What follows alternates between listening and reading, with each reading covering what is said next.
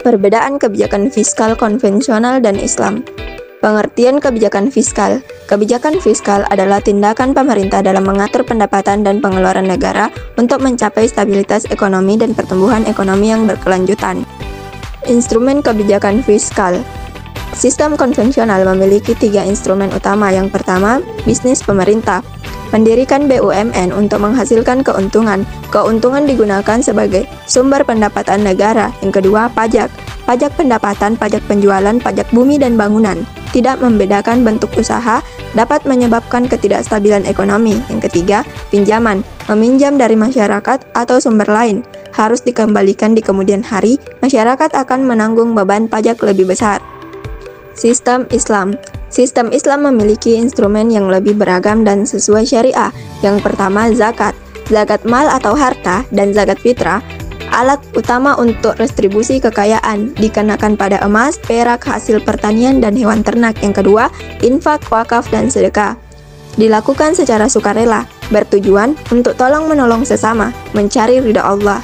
Yang ketiga, ghanimah, harta rampasan perang. Pembagiannya diatur dalam Al-Quran, 1/5 untuk Allah, Rasul, dan yang berhak. Yang keempat, jizyah atau pajak dari non-muslim. Kompensasi atau fasilitas dan keamanan yang diberikan, tidak memaksa untuk pindah agama. Yang kelima, kharaj, pajak atas tanah yang dimiliki secara permanen, pertama kali ditetapkan saat pemerintahan Khaybar.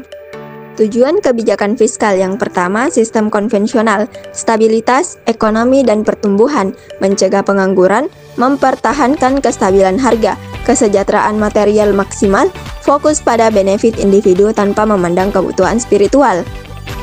Sistem Islam, kesejahteraan material dan spiritual, keadilan sosial ekonomi, eliminasi kemiskinan, mencegah konsentrasi kekayaan pada orang kaya saja, membangun masyarakat kurang berkembang, menyebarkan nilai-nilai Islam. Prinsip dasarnya, sistem konvensional berfokus pada efisiensi ekonomi, stabilitas makroekonomi, dan pertumbuhan ekonomi semata. Berdasarkan maqasid syariah yang melindungi agama, jiwa, akal, keturunan, dan harta. Fungsi kebijakan fiskal, fungsi umum keduanya, alokasi mengatur distribusi sumber daya, distribusi, mengurangi kesenjangan ekonomi, stabilisasi, menjaga stabilitas ekonomi.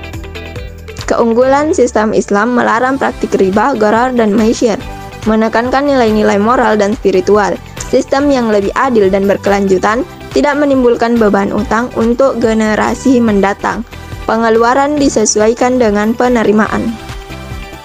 Kebijakan fiskal Islam menawarkan alternatif yang lebih komprehensif dan berkeadilan dibandingkan dengan sistem konvensional. Dengan instrumen yang beragam dan sesuai syariah, sistem Islam tidak hanya fokus pada pertumbuhan ekonomi, tetapi juga pada keadilan sosial, nilai-nilai spiritual, dan kesejahteraan yang berkelanjutan untuk dunia dan akhirat. Sistem ini sangat relevan untuk diterapkan khususnya di negara-negara dengan mayoritas muslim seperti Indonesia.